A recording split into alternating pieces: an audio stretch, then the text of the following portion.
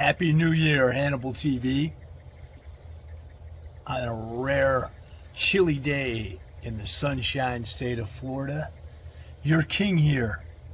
And it has been 20 years since the debut of the Ultimate Fighter reality series. Stephan Bonner and I discussed in our Legends and Vixens press conference how UFC emulated the Attitude Era in the Ultimate Fighter. And that's what put UFC on the map. It's what made them mainstream 20 years ago. The fan bases overlapped tremendously 20 years ago.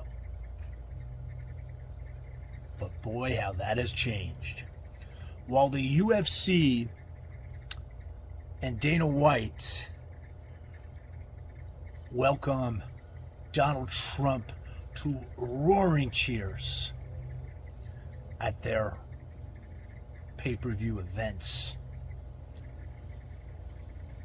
and Dana White allows his fighters to openly express their political views, whatever those views may be,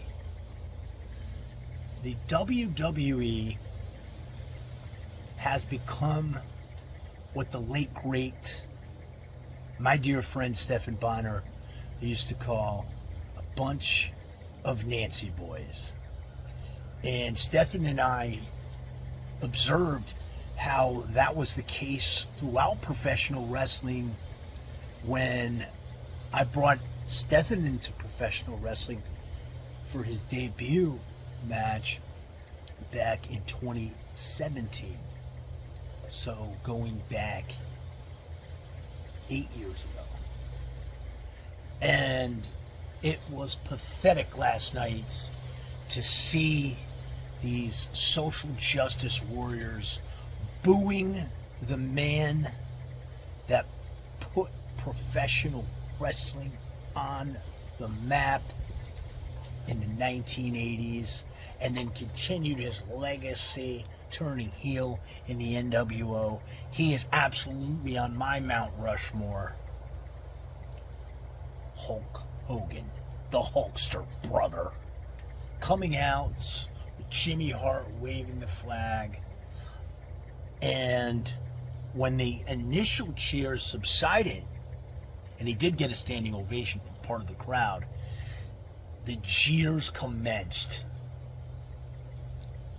And the reason for the decline in ratings, and Stephan and I pointed this out in 2019, in the WWE and in professional wrestling, AEW is even worse, is that they become PC. Completely destroys professional wrestling trying to be politically correct. And what I witnessed last night with the Hulkster, man, I'm going to tell you, I found it to be disgusting. Now, it was in LA, and to many of us, Los Angeles is not part of the United States. We consider it Upper Mexico. But it could have happened throughout the country. So that's my take on this, brother.